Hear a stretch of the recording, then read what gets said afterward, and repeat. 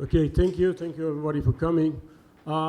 First, maybe I have to apologize for some of the local biologists for hearing some version of this talk before, but maybe some aspects of this theory say that our brain evolved to ignore information unless you hear it repeatedly.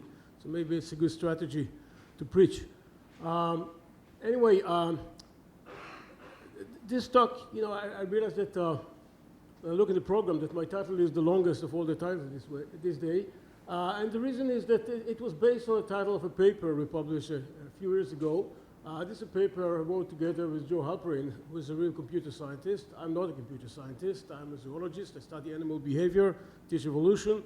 Basically, we usually classify ourselves as behavioral ecologists. We try to understand how behavior evolved to increase fitness in relation to the animal ecology. So it's about evolution of behavior. Now, when I started working with Joe Halperin, actually a long time ago, I remember first time my wife looked at his record and she told me, I don't really understand why a computer scientist like him is wasting time with a zoologist like you.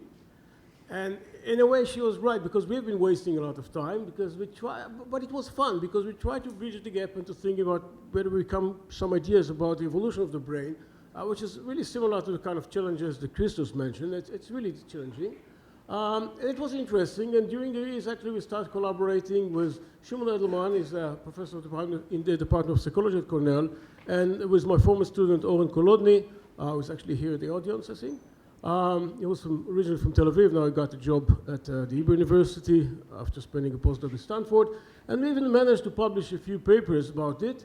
The one I mentioned with the long title was kind of a descriptive idea for our main theory. And then we try to implement some aspect of the theory with computer simulation, dealing with animal foraging, and also with language, actually, to see how you can program, create a computer program that really do language acquisition. And I would just say that the most updated summary of the main ideas is in a recent PNAS paper published 2 years ago. So if you get lost and you still want to understand the main point, you can look there. Recently, I'm still working with Joe Halperin to keep developing some of these ideas, but it's a bit tough. And let's think a bit, what is the main idea, what we're trying to do. If you think about the brain, the human brain and the biological brain in general, and the evolution of the brain is a kind of a really funny organ. On one hand, it's one of the most glorified computer machines. We always say about how wonderful and how amazing the brain is. On the other hand, if you think about everyday life activities, for example, if I give you a new credit card and you have to remember the credit card number, you find it very difficult to do it. Okay, we all need shopping lists because our brain cannot really memorize a few items. Okay, when our kids have to learn how to do this simple computing, okay, we have to write it down and to make sure not to forget things, and we find it really difficult. And what I find really peculiar is that from a computational point of view, you all know that these are very simple actions. Every simple pocket calculator you can just remember and do simple computing, which we find that for the human brain, and I guess in general for biological brain, seems to be really, really difficult, while we can do, on the other hand, many other things much better. So you can ask, why can't we have, for example, a better memory? Okay, as a evolutionary biologist, you might say, well, it's actually a good question. It's a serious question, because we have good evidence there is a genetic heritability in various types of memory, both in humans and in animals. There are several recent papers about it. There are more coming out. So even in your everyday life, you might know some people that have better memory than others. And the fact that if you have genetic variation in working memory, then you can ask, okay, so it means that memory can evolve. Selection may favor. But to continue on what Christos said, we can remember a very long list if there is causality for one or the other. Okay, let's. Okay, let's wait. I'm happy to discuss it. But right now, it's true that we can remember a lot. We can remember early story from our previous life. You can see a whole movie. That's true. But sometimes, at the moment, when we talk about working memory to observe, actually we find that many of the simple things are actually very difficult for us. And the question, even for this, when you say about memory, it can evolve. If you talk with psychologists, they even tell you that working memory is one of the main aspects of intelligence. In IQ testing, working memory considered to be good.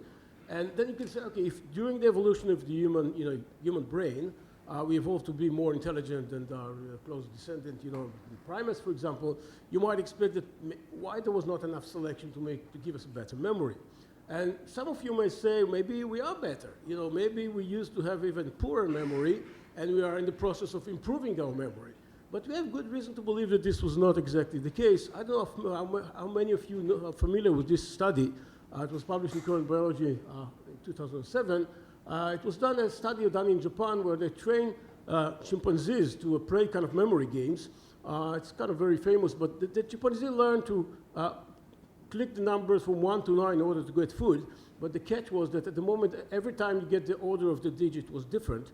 And they learned how to do it. But the point was, at the moment they decide to press on 1, all the other digits were masked, and then they have to do it right from memory.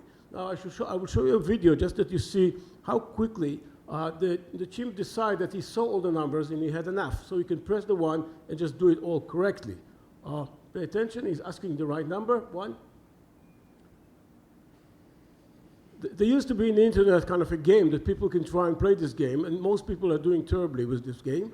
Some people can practice and then do a bit better. But the point was, I'm not saying necessarily that chimpanzees have better working memory than humans. Maybe some humans are as good, but certainly it seems that it is possible for the biological brain to be very good in such tasks. So the question of why we don't have a better memory, I think it's relevant. Now, so we can ask, why can't we have at least slightly better memory? It should be possible for evolution. And the alternatives, and this is what we suggest in our theory, that actually part of the model, some aspect of our model, suggests that actually memory limitations are adaptive, that actually we were selected actually to have a limited memory in different levels, like different kind of memory, but sometimes it's good to limit our memory. And let me try to describe, what kind of model I'm talking about, what kind of model will produce it. Normally, when I talk about a model for cognitive evolution, some people have different expectations. Some think that, if I talk about cognitive evolution, they expect to see kind of the historical perspective of evolutionary tree, and that maybe language evolved somewhere here, and that, imitation evolved somewhere here. This is not what we are going to do. Okay, this is not the kind of model that I'm talking about. When I'm talking about a model for cognitive evolution, what we are trying to do is to ask, how small genetic modification make a better brain? How can you really slightly modify a system and to make it more clever? And it's not simple to answer this question because we don't really understand how the brain works. If you think about, okay, we know, when I teach evolution and a student asks me, do we believe in the evolution of the brain? I say, well, we have good evidence that the brain evolved gradually. You can see the increase in size, in structure, complexity and everything. But it's not really simple that if you just add tissue, if you have a mutation that add more tissue, add size, the brain become more clever. So most people say, yes, it's about the wiring of the brain. But even here, it's not that we know how we modify slightly the wiring and make a better brain. So actually, the reason it's difficult because in order to answer the question how small genetic modification makes a better brain, you need a real model of the brain. So you need first to understand how it works, and then you can suggest how you can improve it. It's normal for any machine. If you want me to ask you how to improve your vacuum cleaner, I tell you, let me see how it works. Maybe I have a good idea. Okay. Now, but for this, it's really challenging because first you have to suggest a model for how the brain works, and then we can think about the evolution of the brain. Now, that's what basically you had to do. Now, I know if I will tell you that in the next 15 minutes I'm going to describe your model of the brain, you're unlikely to take me very seriously because it's very challenging. But I will do it anyway because I suggest some model. It might be the wrong model. It might be a very simple model. You might view it as a model of the model. Maybe it will be just a model that will encourage you to come and suggest a better model. But my point is that you have to think about a simple model in order to try to play with the idea about brain evolution. And I give an example what kind of a model we are looking for, okay? And I use for this example something that we understand better now. And this is the evolution of the eye. Let's ask the same question about how small genetic modification makes a better eye. Some of you may know that in the early days of evolutionary theory, just the evolution of the eye considered to be a big challenge because it was difficult to understand, for people to understand how you can start with a very primitive eye, like just a layer of pigment cells and neural cells that can only tell you light or dark, or strong light or weak light, how you can go all the way from here, how you can modify this to get the fantastic complex eye that we have today. Now, the point was that people realized how you can solve the problem when you have a simple model of how really the eye works. When you realize that if you just take this layer of pigment cells and you bend them, so you have some cells get light from here and some cells get light from here, okay, and you start to get this directionality, then you can see how by gradually modifying this curvature of these layers of pigments, you can start getting something that looks like a primitive camera, like a pinhole camera. And when I tell students in the class of evolution, usually, it's a very simplistic model of the eye. The eye is far more complex than this. But at least you see, okay, it's not a magic. I believe evolution can do it. Okay, I can see how small modification can make this wonderful machine that works like a camera. Okay, so the question is whether we can come with this kind of simple approach to the brain and to ask, can we think about how small modification make a better brain? So our attempt to do it, of course, it is about learning, because the brain is, it's a learning machine. But what do we mean by, what is the kind of the logical structure we try to think of? So we suggest that basically what you start, you have some algorithms. I mean, the genetic modifications are in the algorithm. The algorithm builds some networks. And when I'm talking now and the rest of my talking about networks, I'm not talking specifically about neural net or specific neuronal networks. Actually, we bypass the neuronal coding question. We assume that somehow the brain has the ability to represent data and the association between data. Of course, it is probably done by neurons, but we try to avoid the specific, because we don't know yet exactly the problem of neuronal coding. So pretty much like Mendelian genetics is not molecular genetics, okay? We assume that you can build some network that represent the data and the statistical association between data items in the environment. And actually, this network represents the environment, so animals actually use this network to navigate their way to food or away from danger. But the cleverness of the brain is the structure of this network. Of course, this network has to be hosted, okay, accommodated in some neuronal structure or neuroanatomical structure in the brain. So some modification of the brain will be tested according to their ability to support, to host this network. But the quality of this network is really based on this algorithm that decide how this network is built. So how it can really work, how algorithms to build a network. Now, this scenario is very different than the simplistic way of many of the learning models we use in our field, for example. Like a typical learning model, usually what we use in decision making, you have an animal, usually you have a few stimuli, each of them is associated with some probability of getting a reward. And then we can play with this game, whether they prefer risky, they prefer safe, and a lot of the neuroeconomical decision-making literature is around this kind of model, that different updating rules. But in many of these models, actually in most of them, the assumption that data is given, okay? In the real world, actually, as you all know, that this is not like this, and I mean, this little animal has to go and to find, to grasp and to understand the huge complexity. So actually, the right way to look at this is too simplistic. It is more like you have an animal that look at the world, and the world is very messy. I give these numbers as just a representation. You might think about it as, pixels in the picture, or syllables in a bird song, or in language. But basically, you have a lot of sequential data, which is really complex, and the birds are somehow to find, where to find food here in this world. And the simple way, one way is just the bird or animal, they don't know how to do it, so they just pick at random. The simple way is just to associate nearby data. Okay, so every time you pick, if, for example, by chance, animal may learn that the configuration 9898 is likely to be near food. So if you associate it in your memory with food, so next time you see 9898, you pack more vigorously, or you try harder, because then it will give you a cue that maybe there is food there. This is the classical way of reinforcement learning, associative learning. A lot of the literature about learning is based on this simple solution. But clearly, this is not the best solution. Maybe, for example, the configuration 7263 is something really important in the habitat. It's very common in the habitats. You can imagine, for example, that these are black rocks. And actually, it's good to recognize black rocks, because there is never food near black rocks. So if you see black rocks, you should go away. So the alternative actually way is to, we call it the expensive way, is to learn the entire data set, and actually to represent the entire data set, to have kind of a representation of the environment, and all the statistical relationship between different items in the environment, and then you can really know how to navigate your way to food and where you are. Now, the reason we call it the expensive way is not only because it means that you need to learn more and to remember more, but it involves a big problem, which has many different names. This is the problem of correct segmentation, or chunking, or the course of dimensionality. I mean, people arrive to this problem for many, many different ways, but clearly, many of you, for example, in language, you can see that it's like the problem of word segmentation. If you hear a foreign language, it sounds to you like many, many syllables, and you don't know how to segment to do the parsing of the right word. Now, you know, of course, that there are ways to solve this. Many computer programs that do language parsing, for example, and to do pattern recognition. There are many computational ways how to solve it. The problem is that for any sequential data like this, you can build many type of networks. You can correctly ask me, why do you decide that 22 is a unit or the 375 is a unit? There are multiple ways how you can build this network, and this is the major problem in our view. This is the main problem that you have to solve when you're thinking about representing the environment. Now, when I said there are many ways to solve it, many of these ways are not necessarily the way that the biological brain solved them.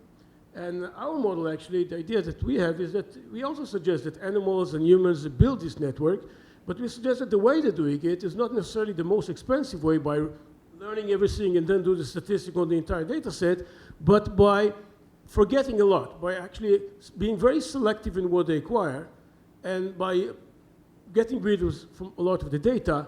And the way this process is optimized, we suggest is through coevolution of learning and data acquisition mechanism. This comes back to the title, why the title mentioned this coevolution of learning and data acquisition mechanism. Now I will have to explain briefly what is the main idea of this. So first, the main idea is that when animals or the biological brain face a huge amount of data, it acquires only relevant data. Now, what is relevant? The relevant is determined, in our case, by what we call the data acquisition mechanism. So in our case, the data acquisition mechanism, there are all the mechanisms that actually decide what data will be acquired. It starts from our sensory system. Certainly there are certain smells or sounds or wavelengths that we cannot see or hear or sense.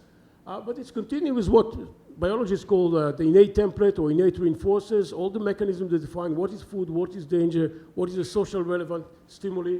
They define what kind of data we find relevant, and this can be extended by secondary conditioning or by learning.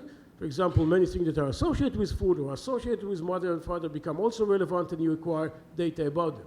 Now, the reason this is important, as we see now we'll soon see for the development of the model, is that they really determine the distribution of data input.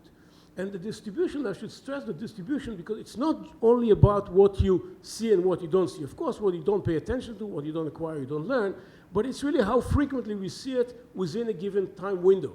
Okay, it's about the timing. You know, if Christos mentioned the timing issue. So here also we think that the distribution is really important, because the learning algorithm is working on a certain distribution of data and a certain frequency of data that coming in within a given time window. So let's see why this can be very important. We start with a very simple example. Let's imagine that the brain acquires relevant data, and this relevant data is this configuration 756. Okay? I'll draw kind of a very simple cartoon of this model. We suggest that if you acquire this data and find it relevant, it gets some weight in your memory, but then it starts to decay. Of course, the decay doesn't have to be linear. This is kind of a very simplistic description. But then after a few time steps, you see 756 again. Now, we assume that the brain can recognize these two patterns as sufficiently similar. Okay, they elicit similar enough neuronal activities, and you recognize them as similar. So the increase of 756 in memory increase again, but it's still subjected to decay. But if you see it again, okay, after enough time, then it becomes fixated in memory. So this is like learning a new phone number of a friend, that the first time you forget, you tend to forget it, but after a few times you get rich fixation in the memory.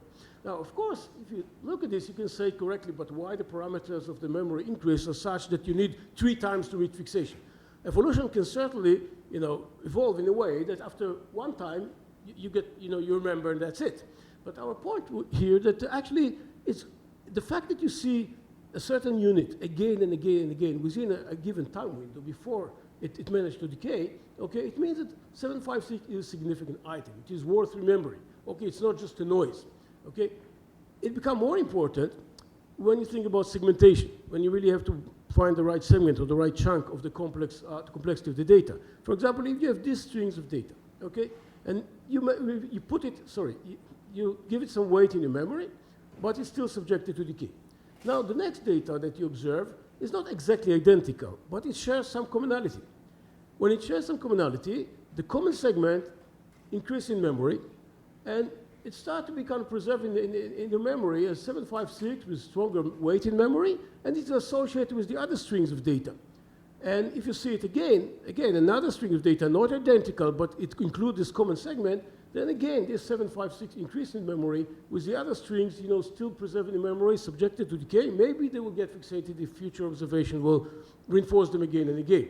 But the idea that this, here actually what happened is that this process is not only about finding the significance of this item, but it also creates segmentation. The fact that this common segment from these strings is coming again and again, it also defines it as the right segment out of these strings of data. Now, in this case, to get this network, it's not trivial that it will happen every time. Within this window of time determines whether you segment it correctly or not. The alternative, if, for example, and this is the critical point, if the distribution of the data will be that this kind of sequence come again and again and again, and the whole string is identical, then the whole string is a one big chunk will get fixation in memory and will be represented in the network as one big chunk. And then if only later you get the other string of data again and again and again, it will also get fixated in memory as a one big chunk, and the representation that you build will be very different than the one that you built before, although it might be exactly the same data. So the distribution of data within the time window can really change the way you build the network.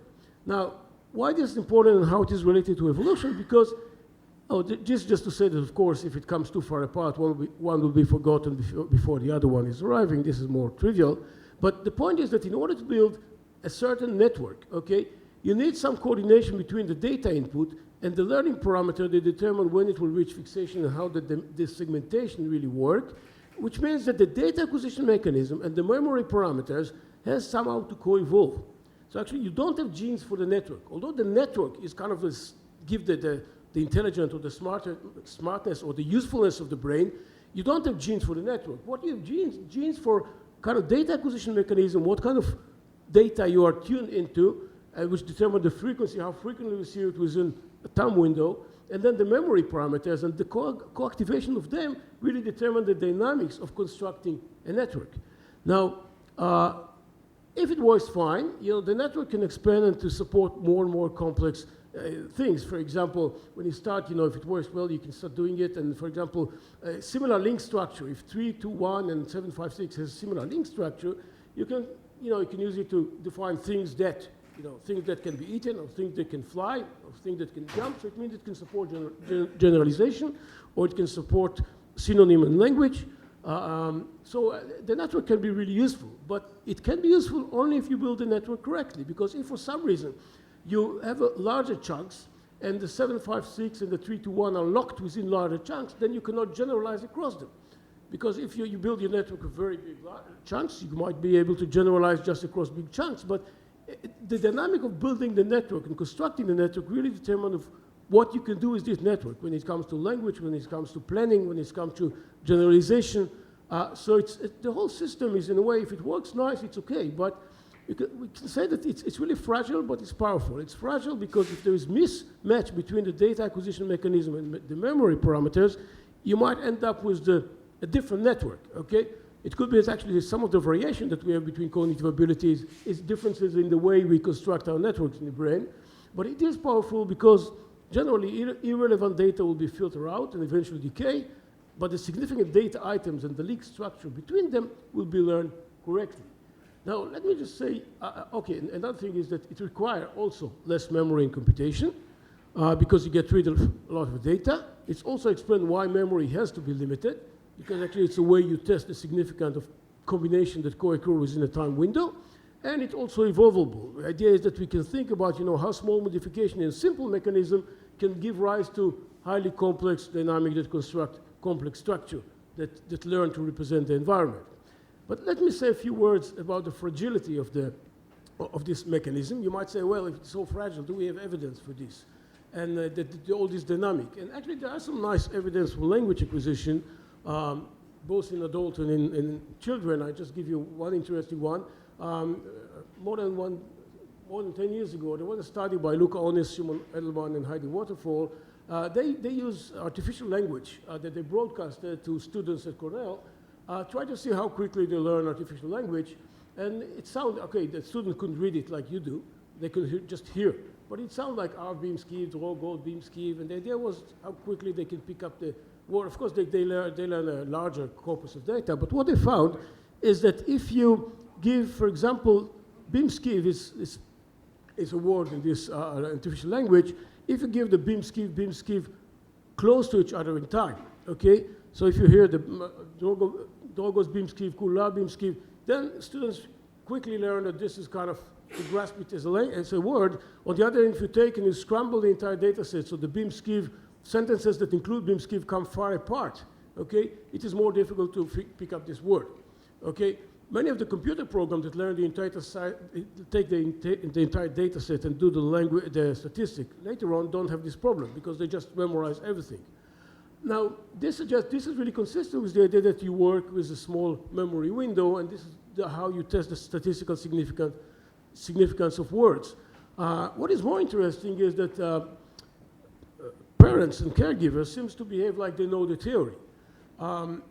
If you pay attention how many of the child-directed speech sentences in child-directed speech are composed, they are composed these kind of packages of sentences that people call the variation set. And it works like, look at it, look at the kitty, look at the nice kitty, look at the pretty kitty. If you think how you talk with a little child, you don't parrot just one sentence. Okay, if you see a child playing with the ball, you say, hey, what a nice ball, a red ball, let's play with the ball. So you're providing these kind of sentences with partly overlapping segments that make the segmentation easy within a short time window. There's some studies that analyzed the statistic of this, and they found that actually between 20 to 25% of child-directed speech in different languages actually composed from these kind of packages of variation sets. Okay, it means that really children find it useful probably. It's a good question how how this tendency have developed or evolved, but just the fact that it's happened is really interesting. Another interesting prediction of this is that if for some reason, what happens if a child for some reason don't have this variation set, but every time you play with a kitty, you just tell him, look at the kitty, look at the kitty. Then you might say, according to our model, okay, you might expect that they will just name the kitty as look at the kitty, okay? And actually, there is a phenomenon like this. It's called echolalia. Many kids sometimes use it sometimes, but it's very common actually in autistic kids. And autistic kids known to get atypical distribution of data input because normally they are not really grasping or interested in human speech as normal people do. Usually they're more interested, they cue on some kind of songs or sentences that are expressed in the context of food or rewarding situation or very exciting situations. So the idea is that if they get a skewed distribution of data input, they're really expected to build a network with atypical units. And it may result also in having a different network, not the typical network, that will make many other things like generalization and learning later in life more difficult. So this is one interesting aspect. The other aspect that I mentioned is that, we talk about that this idea is also evolvable, that you can think about what is evolving. And one obvious question, I don't get to all the details about how we can go and, how you can use this simple model to think about going from simple associative learning all the way to complex phenomena like language or planning. But we suggest it does it, but a normal question you might ask is that enough for language learning or for highly cognitive development? Because it's a very simplistic model. And my answer would be yes and no. The reason the answer is yes is because actually we use this, one of our papers that we was part of Owen Colony PhD was what we did with Human N1 is to use these principles that are quite simple to do language acquisition. And it's a paper published a few years ago. And actually, we managed even to replicate about 16 studies in human language acquisition to show that this it's maybe not the best model, but it's a model that is competing with many other models that can do some level of language acquisition. So in one way, I can say, on one hand, I can say, well, this simple principle can go quite far because you can build a network which is quite sophisticated. On the other hand, of course, it's not enough because we know that most animals cannot speak, and I don't expect that most animals, we suggest that most animals use this principle to construct network in the brain, so why not all of them are equally clever? And again, our point will be that the way that animals differ between them is in the data acquisition mechanism and in the memory parameters. So first they have to be interested in a certain type of data, they have to co-evolve with certain type of memory parameters in order to build a certain network. And then if they have a tendency to build this network and to accumulate data with some structure, then there will be selection on brain structure to grow and in a particular way. So in humans, for example, we have a particular really advanced process that lead to construction of highly developed network that select for highly developed brain. So another way to view it is if you go back to this evolutionary scenario and you compare between different brains, it is not, of course, the different brains of different animals and different taxa are different, but they're not only different in the amount or the type of data that they have. Of course, you can say that, the brain of the bird is full of data about where to find grains, and the monkeys have a lot of data about where to find banana. But what really differentiates between them is also the distribution of data input. What kind of mechanism, what data input they are tuning into, and what are the learning parameters that evolve to process this distribution of data input. So they are not equal to this. One way to view it is to think about experiments, like if I let the monkey to see all the data that the birds acquire, is he going to produce the same network? And the answer is no, because his learning parameters co-evolve with the data input of a monkey, not with the bird. So you need this combination that co-evolve, create different brain. Now, one thing we still have to finish is I mentioned this, we were talking about monkeys before, and we mentioned this chain memory test paradox. And in this case that I described when I showed the video, before I explain you why limiting the memory is good in order to find the significance of patterns in the data. But this was, it's not the same rate. When I give you this video, in this video it's a really short working memory. Psychologists call it ayadit memory. It's kind of a very short perceptual memory. And it's like the difference between if I give you a phone number, maybe you can grasp the phone number I give you, but then you need to hear it again and again or practice it again and again in order to memorize it. But if I give you a long number, you cannot even grasp it. Okay, if I just read you my credit card number, you cannot even capture it. Okay, my phone number, you can memorize it, and then you still have to capture it. So why even in terms of the memory, that working memory that we have, that we just have to grasp, the window of working memory is so small. Why can we have a better memory in this respect? And when we talked before on the problem of correct segmentation, I emphasized the need, why, that in order to build a network, to select or to find a significant segment and to ignore the noise. But let's imagine that after you already have a network representation, and I show you a string of numbers. For most people, I show a string of numbers. They say, well, it's a string of numbers. You don't care about it. But maybe if you want really to understand it, what it means to understand is to say maybe this string of numbers is the list of phone numbers of your family. Or maybe these are the social security numbers of your family. For this, you really have to start scanning the numbers and to say, wait a minute, is that familiar? Do I already have a representation of these sequences in my brain? So it's 2619 or 927. Can I recognize something here? So for this, it's not enough to classify and to say this is a line of numbers, but you have to start do the computation of finding the right segments here. Now, the number of possible chunks in a linear sequence is given by this simple formula, but it goes up by the square. So that means that the larger unit you take, so if you try to scan a larger unit, for example, if you just try to see how many possible chunks I have here, you only have 5 possibilities. But if you start to use a larger window of memory and to scan all the possible chunks that you have here, you already have 45. If you go up to a window of 15 units, you have more than 100. So if you have to understand what I'm telling you very fast, or if you have to process sequential data very fast, actually by increasing your memory, you increase the amount of computation that you have to do. And maybe if you don't expect to find like long units, but what is meaningful for you is just to build to start finding similarity with small units and then build them up, then actually using small memory, working memory, will increase the speed of processing, the speed of understanding. Now, it doesn't mean that you do it all the time, but if you need to do it, then it will help you. One thing I want to show you, I mentioned before that when you look at the line of numbers, you just classify. You don't really try to read it.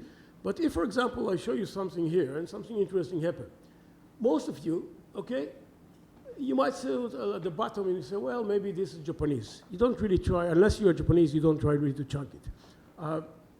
All of us are English speakers, so actually, even if you don't like, you start to chunk or to read what happened here, okay?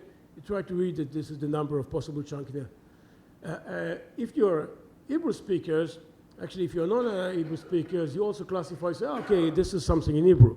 But if you're a native Hebrew speaker, actually you chunk this even stronger than this one.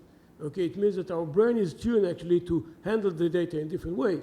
And what we suspect, or we speculate, is that it could be that in the evolution of the human brain, and this human social evolution, more and more of the data that we had to process quickly was data of the type that the sequential, the serial order was really important. It's not just about classifying, but really identify the sequential order. This is true when you need to imitate a sequence of action when you're making tool, and certainly it is important when you start to communicate with language, and you start to have kind of a flowing language, and then it might be advantageous actually to use actually a small working memory. On the other hand, if you're a chimpanzee, maybe you need more to classify, what kind of trees you have to, to find in the forest, and it's less about serial order. So we're not saying that animals don't need this type of things, but it could be that statistically they need more of classifying and humans need more of kind of a serial order. Again, it's just a hypothesis, but just a way of thinking why maybe just increasing working memory may not be necessarily very good.